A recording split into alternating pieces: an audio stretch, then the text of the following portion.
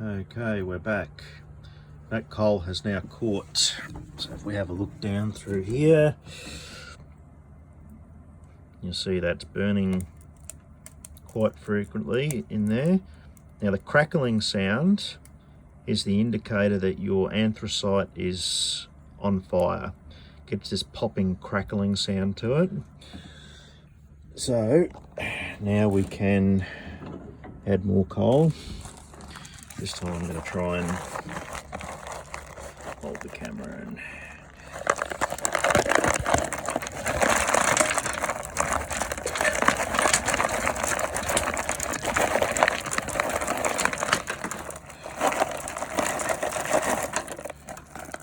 right, grab the bits that fell on the floor.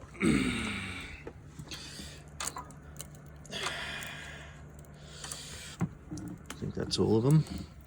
Now, if you look down in there now, you'll start to see some blue flames.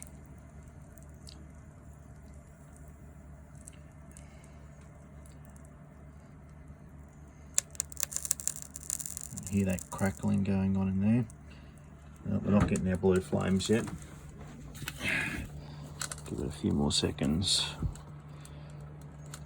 Now with anthracite coal, don't think that you've smothered it if you don't see any flames, because the way it likes to burn is with a nice deep bed of coals. The deeper the bed, the better it burns. So the stuff at the very bottom becomes insulated by the layer of coal, fresh coal that's over the top. And it burns from the bottom up.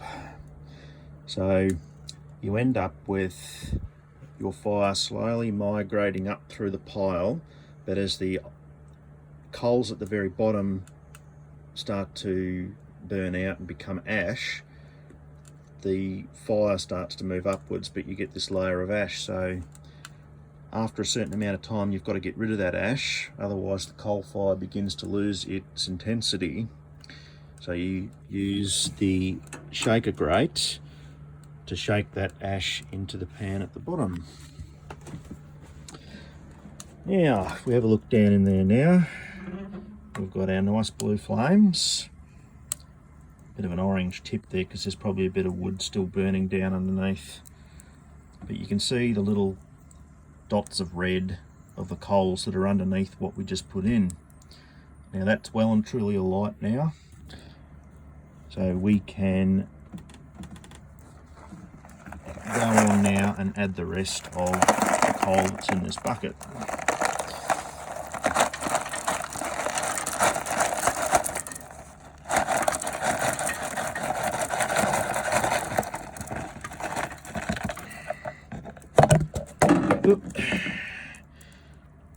And again, don't be worried, it's definitely not out. If you can get a look down here, you'll see the coal bed at the bottom is well and truly alight. That side too. Now the mica glass, mica's like, I think it's in the same family as quartz and those other stones. And they create these sheets, and it's what they had before glass. Well, not before glass, but before heat-proof glass. Heat-proof glass is a relatively recent invention. So before heat-proof glass, the only way to get visualization of the fire was to use mica. Now this stuff is incredibly hard to find these days. There's very few manufacturers of it, if any. And you can still buy from the United Kingdom brand new mica panels for these Jeunesse and other heaters of this era. So you can still get the mica, but you've got to get it from the UK and you pay a fortune for it. Now, I spoke to a glazier who does fires, or glass for fires, and they reckon that they can shape the glass. So when this mica eventually fails, I will take the door up to them and get them to shape glass panels for this. and it will really make it a special experience because you'll have perfectly clear glass, and it'll never need to be replaced unless somebody breaks it. Yeah. Now this heater's not in perfect condition. You'll see the enamels come away here on the door, mainly because rust's got under it. It's a very thick enamel they use on these, or used on these heaters. So we've got a bit of discoloration here.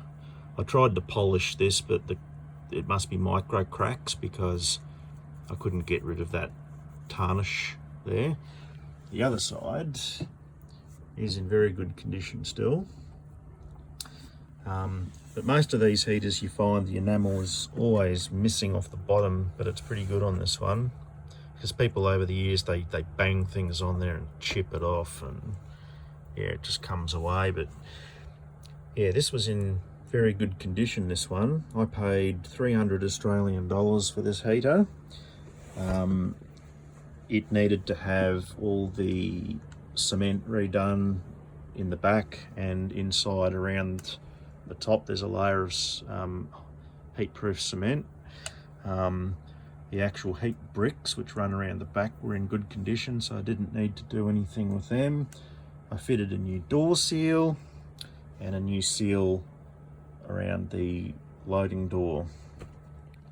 Now, one thing that I can't emphasize enough is you do not open this door under any circumstances while the heater is in operation.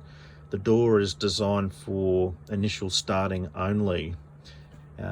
It functions as the visual part of your fire from that point on. You don't open it. You do all your fuel loading through the coal door, loading door at the top, and you empty your ash as required. Now, when you're burning anthracite, you do not want to have the air slide open any further than number 4. You've got all these other numbers going up to 8. 8's for starting. If you're burning less volatile fuels such as brown coal, which you can get here in Australia from Bunnings, I believe, you got to run it up around this level here to get the stuff to actually burn. But yes, anthracite needs very little air. So down here we've got 1, 2 and 3. I run this heater between 2 and 3 and it works perfectly. Now if you have a look in there now, that coal is well and truly alight. It's nice and hot. The heat coming off of that is really, like, you can't hold your hand there for long. It's that hot. It's amazing how much BTUs this anthracite puts out.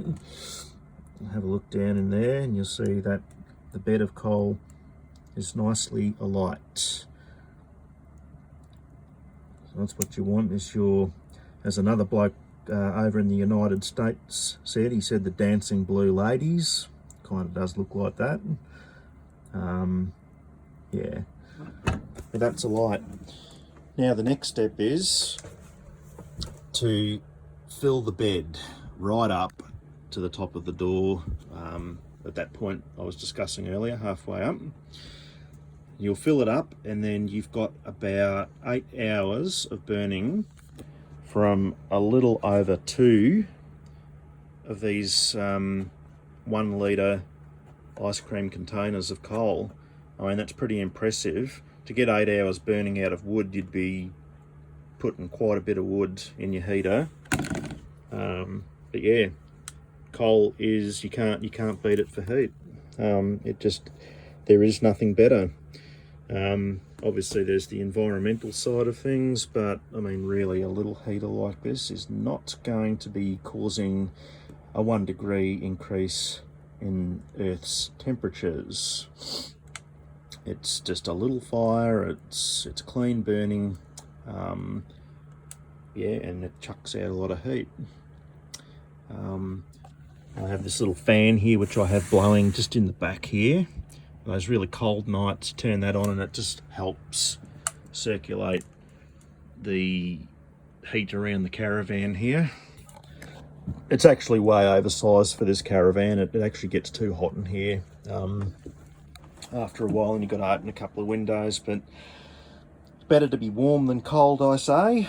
And yeah, this heater certainly performs.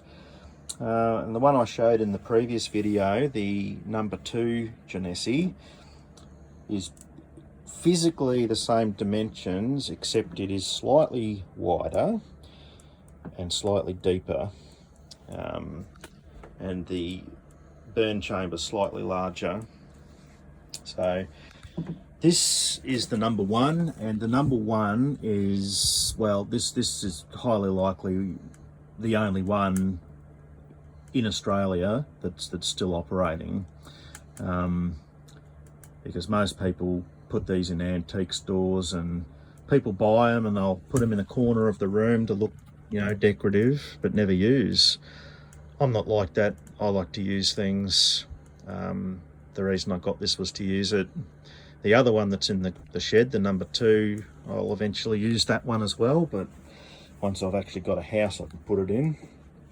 But yeah, great little heaters, and they're at the top of their game.